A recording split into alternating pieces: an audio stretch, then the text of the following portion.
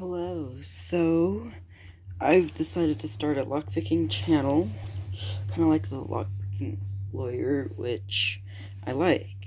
I don't know, but I only have like one lock, or these locks, like, I don't know, but,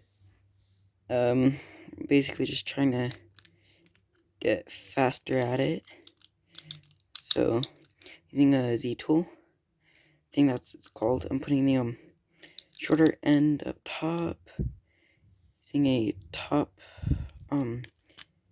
thing at the turning tool. That's what he calls them.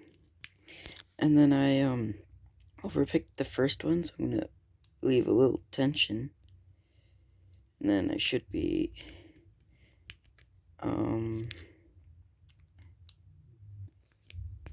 I got it wrong.